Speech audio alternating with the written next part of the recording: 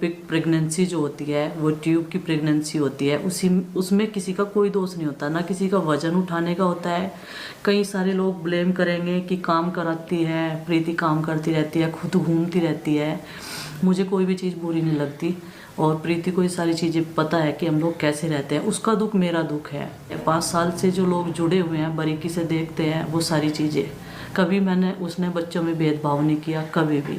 पहली normal pregnancy थी, उसमें भी उसका मुझे पता है कितना बेड रेस्ट करवाया था, लेकिन वो भी सक्सेसफुल नहीं हो पाई। तो उसमें हालांकि ब्लेम मुझ पे ही रखा जाता है। मैं एक छोटी सी झूठ वाली वीडियो देख कर लोगों ने हमें कोसना शुरू कर दिया, यहाँ तक कि हमारे बच्चों को नहीं छोड़ा।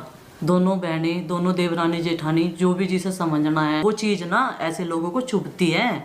आखिर ये खुश क्यों है ऐसी स्थिति में भी और वैसी स्थिति में भी जो करती है। इसकी तो जेठानी का भी लड़की है, अब ये प्रीति को भी कुछ बच्चा लड़का नहीं। तो friends, welcome back to my YouTube channel. कैसे हैं आप सभी? आई होप कि आप सभी बहुत अच्छे होंगे। तो हम बात कर रहे हैं बबली जी की, बबली पाल जी की।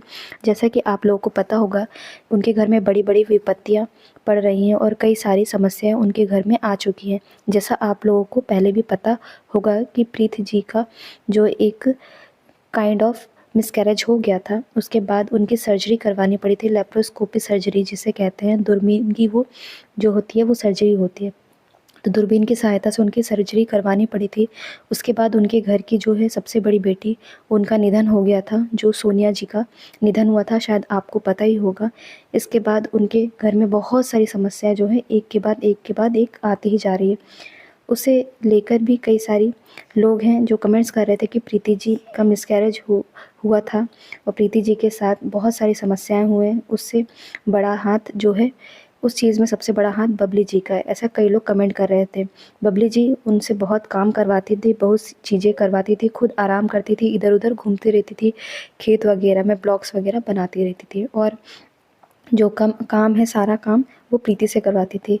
तो इस जैसे उनके साथ कुछ घटनाएं हुई, इस दुखद घटना में जिसको लेकर बबली जी ने सफाई भी दी है कि वीडियोस में उन्होंने कहा है कि ये सारे इल्ज़ाम मुझ पर लगाए जा रहे हैं, लेकिन ऐसा बिल्कुल भी नहीं। हम दोनों बहुत अच्छे से मिलकर रहते हैं और जो बाकी बहुएं हैं उनसे काम नहीं करवाते हैं। हम दोनों ही मिल बांट कर अपना काम कर लेते हैं।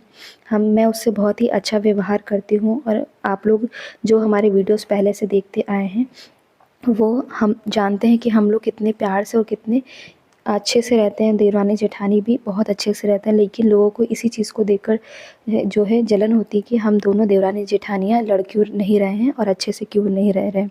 हम लोग अच्छे से रहते हैं तो लोगों को दुख होता है, और अगर हम लोग लड़ते हैं तो भी लोगों को दुख होता है, क्योंकि हमारे ब्लॉग्स देखकर लोगों को यही लगता है कि ये दोनों देवरानी जेठानी इतने अच्छे से क्यों रह रही हैं। तो फ्रेंड्स, इस बारे में आपका क्या कहना है? क्योंकि इनके घर में जो प्रॉब्लम्स है वो ख़त्म होने का नाम ही नहीं ले रही हैं, एक के बाद एक प्रॉब्लम्स आती जा रही है। तो इस बारे में आपका क्या कहना है, प्लीज़ कमेंट बॉक्स में ज़रूर बताना। और अगर ये वीडियो अच्छा लगे तो मेरे चैनल को लाइक शेयर सब्सक्राइब ज़रूर करें। Thank you.